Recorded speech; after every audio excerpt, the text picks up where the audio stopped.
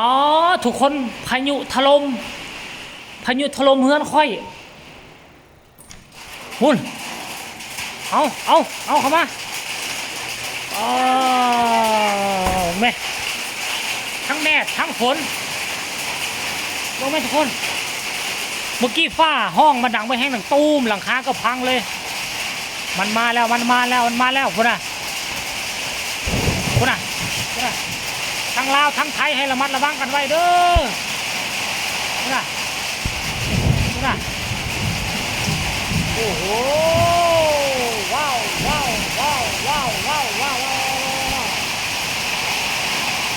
าแล้วโอ้โห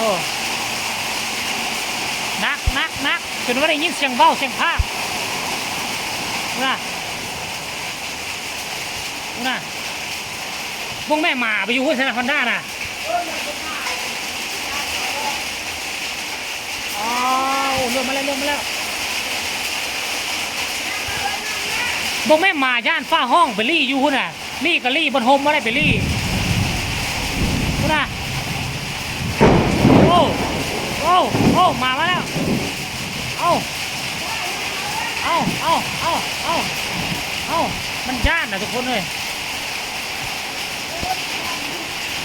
ปกติมันชิเลนเข้าเฮือนได้เลยมันละบูมันแลนอัดประตูไว้มันแลนพุ่นอ๋อโถนักบอกเลยว่านัก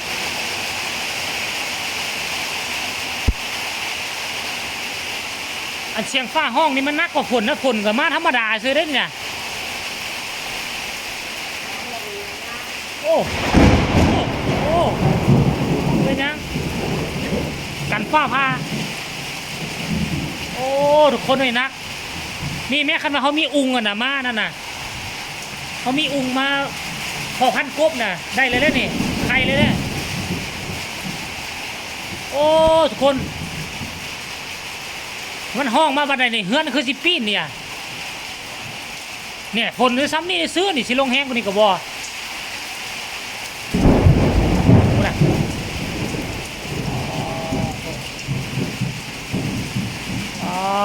โธ่บัวานี่สิฝนต้องค่อยๆซ้ำนี่แหละพ่อน่ะ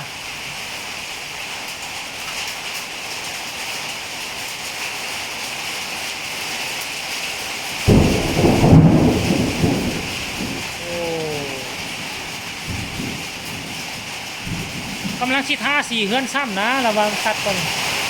มาแล้ว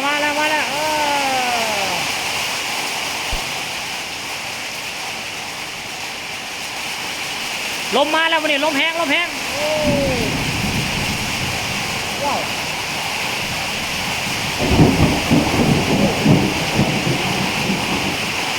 เอาไว้ซ้ำนี้ก็แล้วกันนะทุกคนเด้อโอ้